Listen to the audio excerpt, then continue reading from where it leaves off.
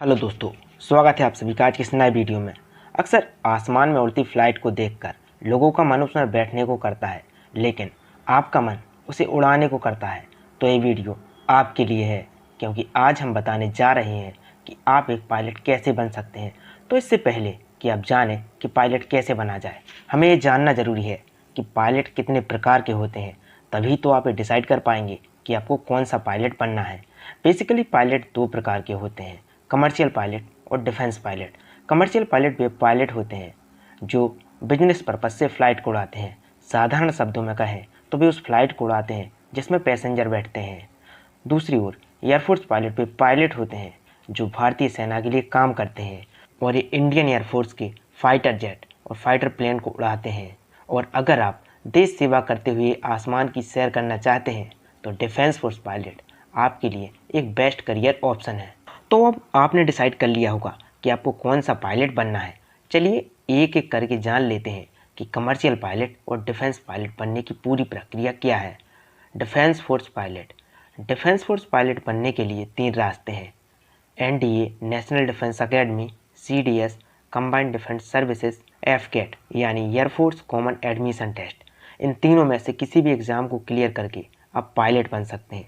तो चलिए अब थोड़ा सा इनके बारे में भी जान लेते हैं। तो सबसे पहले इन एग्ज़ाम्स में अप्लाई करने के लिए आपको फिजिक्स, केमिस्ट्री और मैथ में मिनिमम 55% मार्क्स के साथ पास होना होगा। उसके बाद ही आप एनडीए और एफकेट के लिए अप्लाई कर सकते हैं।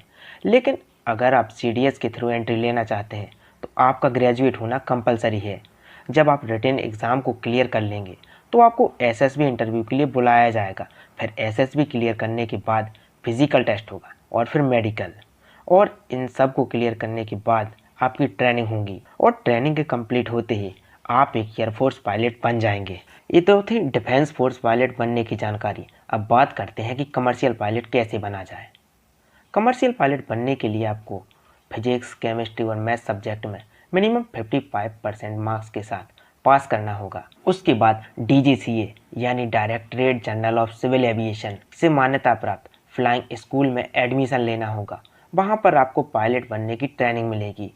मेडिकल एग्ज़ाम की बात करें तो डीजीसीए के अप्रूव्ड मेडिकल सेंटर से मेडिकल सर्टिफिकेट लेना होगा।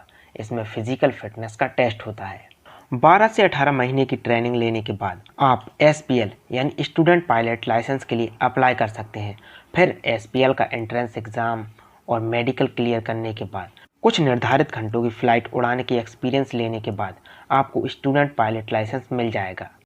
फिर बारी आती है पीपीएल यानी प्राइवेट पायलट लाइसेंस को लेने की। इसके लिए भी आपको एंट्रेंस एग्ज़ाम, मेडिकल टेस्ट और कुछ निर्धारित घंटों की फ़्लाइट उड़ाने का एक्सपीरियंस होना चाहिए। इस लाइसेंस को लेने के बाद अब बारी आती है अंतिम चरण की, और वो है सीपीएल यानी कमर्शियल पायलट लाइसेंस। इसके लिए भी आपको एंट्रेंस एग्ज़ाम, मेडिकल टेस्ट और कुछ निर्धारित घंटों का फ़्लाइट का एक्सपीरियंस होना कंपलसरी है। जैसे ही ये लाइसेंस आपको मिल जाएगा आप एक कमर्शियल पायलट बन जाएंगे। लेकिन कमर्शियल पायलट बनना as comparison to defence pilot थोड़ा महंगा होता है। तो अगर आपके पास लाखों रुपए नहीं है तो आप आर्म फोर्सेस ज्वाइन करके अपने पायलट बनने के सपने को सच कर सकते हैं। तो कैसी लगी वीडियो की जानकारी हमें कमेंट करके ज़रूर बताइए।